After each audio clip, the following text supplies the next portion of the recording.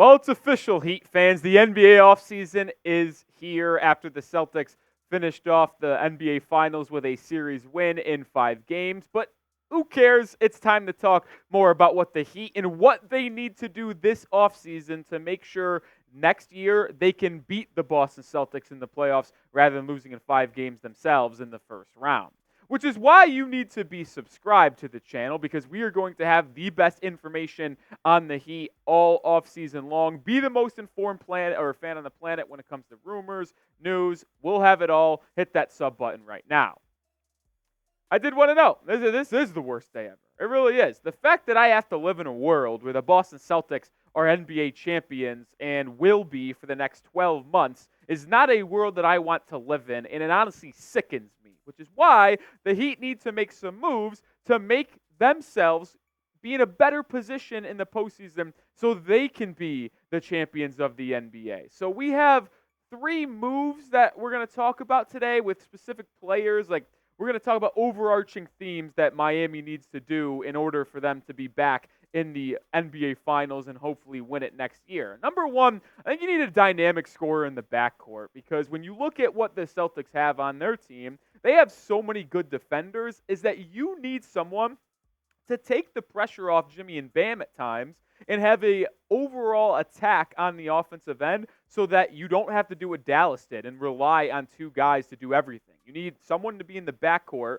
to take some pressure, but Jimmy and Bam can still do their thing. So it's very difficult to double and really force the ball out of someone's hands like the Celtics did with Luka Doncic and the Mavericks. So who could 3 people possibly be? 2 of them are realistic. One of them we'll talk about in depth about why it's unlikely, but Donovan Mitchell, Cleveland Cavaliers, the number 1 trade target for the Miami Heat. Trae Young is someone that I'm starting to grow on more and more after seeing some of these moves and runs made in the playoffs is something the Heat can use. And then one that we'll talk about more in depth and we haven't really talked about in this offseason, Paul George with the Los Angeles Clippers. But let's start with this, because it is the truth. The entire NBA offseason hinges on what Donovan Mitchell elects to do. He is eligible to sign a 4-year long-term extension with the Cleveland Cavaliers. They have yet to name a head coach. That is likely going to happen this week prior to the draft, or at least you would think that would be the case. But it's the biggest move, because if he doesn't sign an extension, well, guess what? That means he might be available via trade and would likely be available for trade with the Miami Heat. But if he signs an extension, the Heat will have to pivot and look elsewhere, and that means other teams around the association will do that as well. And could these 2 be some intriguing options for the Miami Heat? Trae Young and Paul George. We've talked about Trae Young on the channel a little bit extensively over the last 3 weeks or so because of how dynamic he is offensively, averaging 25 a game, damn near 11 assists. The efficiency isn't as what you would think it is, but if he were to be here with Bam and Jimmy, when they take some pressure off of him, which he's always had the pressure on Atlanta, maybe he is someone that could become more efficient and be an all-star type guard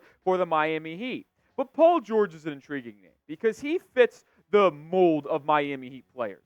2-way guy, does anything to win. And yes, I know it's been some rough moments for Paul George in the postseason, but he could handle the rock extremely well. He can score and create his own shot offensively, and just shot 41% from beyond the arc this past year. He can play the 1, but play the 2. He can defend an opposing guard at a pretty high clip and create probably the best 2-way trio in the entire NBA with Jimmy Butler and Bam. But I will say it is very unlikely that Paul George to the Heat happens, even though I think it would be a fun fit for Miami. But here is where the thing stands with Paul George, because he does have a player option for this NBA offseason, $48.7 million option. He could opt into that and stay with the Clippers, but reports are that he wants a long-term deal. So if he doesn't get that long-term deal offered to him by the Clippers, could he opt out and hit the open market? I think it's possible. Now, it'd be tough for Miami to get him because there's teams like Orlando and Philly who have unbelievable amount of cap space and a need for Paul George, so they could throw a bag at him. If the Heat were to get Paul George, it would have to be via a sign-and trade. They simply do not have the money to offer Paul George, but they could do that if they sent out some contracts alongside it. Now, it would hard cap Miami, which would make things a little more difficult to move forward in the future, kind of what happened to Phoenix with KD, Beal, and Booker. But if you wanted to go the route of Paul George, this would likely be what happens. You get Paul George on a 3-year, $150 million deal. That's what I would anticipate the Heat offering him if they did do a sign-and trade.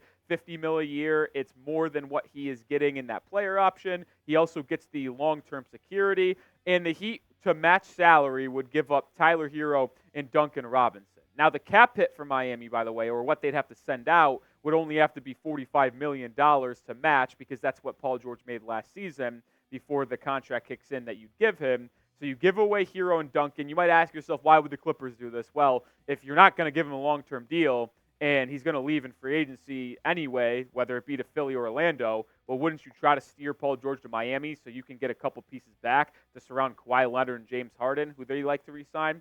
Likely. So the Clippers, this makes a lot of sense for them if they're going to lose Paul George regardless. But it's all a question is if Miami should make this move, because it would hard cap them and you lose Tyler Hero and Duncan, but you get that third guy that you have been searching for alongside Jimmy and Bam, who's been an excellent regular season player in his career. Would you do this move for Paul George? Give him the 3-year Supermax and trade Hero and Duncan. If you would, type Y. If you want to stay away, type N.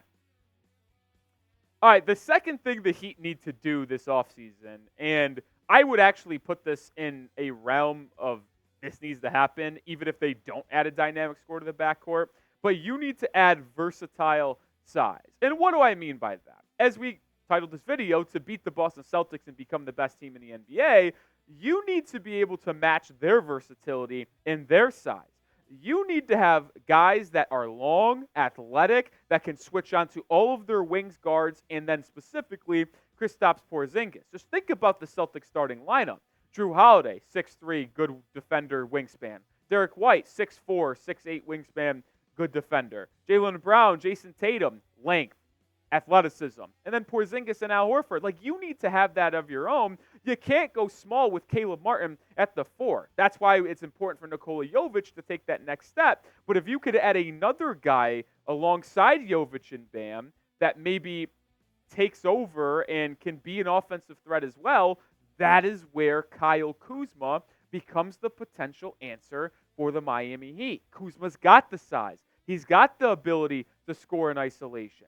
I love what Kuzma has been able to do over his career in terms of improving on a year-to-year basis. Like, I'm a big fan of Kuzma. We've stated this in the past, and just want to revisit his measurables here because he's 6'9", which would be a very good size for power forward. He's strong at 221, and he's got a good wingspan at 7 feet. Like, he has become, I should say, my number 2 trade target for the Miami Heat. If they're looking to make an addition to this roster outside of the draft and free agency, 1 is Donovan Mitchell, and then 2 for me is Kyle Kuzma because he can be a scorer. Now, a lot of his buckets come on volume on a bad Wizards team. I'm not going to try to act like it doesn't, but he would become more efficient, and I think he'd become a better three-point shooter, especially in catch-and-shoot situations, playing alongside Jimmy and Bam. And you would now have a front court of Bam, Kuzma, Jimmy, where you can switch everything defensively. You can also trust them to do their own thing on the offensive end of the floor. And I believe Kuzma's uptick in offensive efficiency, if he were to come to Miami, would help them fit offensively from a spacing perspective.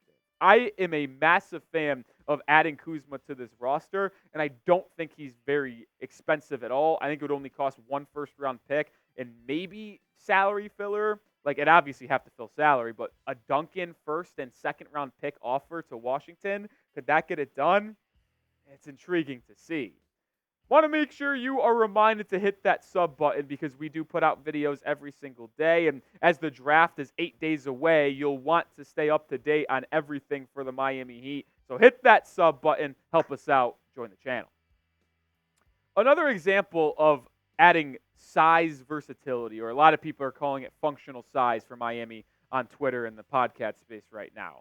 Lauri Markkanen's another guy. And this is someone that is empty the clip. Like, you'd have to trade probably Jovic, Jaquez, and Hero to get him. You might think that's too much, but if you want to pry him out of Utah because of how young he is and how ascending he is as a player and how people could believe he's a second or top option on a contending team, well, then you're going to have to empty your entire asset Trae. And Markkanen, who is similar to Kuzma to where good size, good three-point shooter. Well, Markkanen's a much better three-point shooter than Kyle Kuzma, but the size, the switching ability, the potential to score in isolation settings as well, just like fits so perfectly with Bam and Jimmy to where Markkanen could be someone I'm interested in, but I don't know if Utah is willing to part ways with him, and I also don't believe that Miami would be interested because they can't really empty the entire roster with their cap situation. They need to keep some of these young guys that are playing for cheap.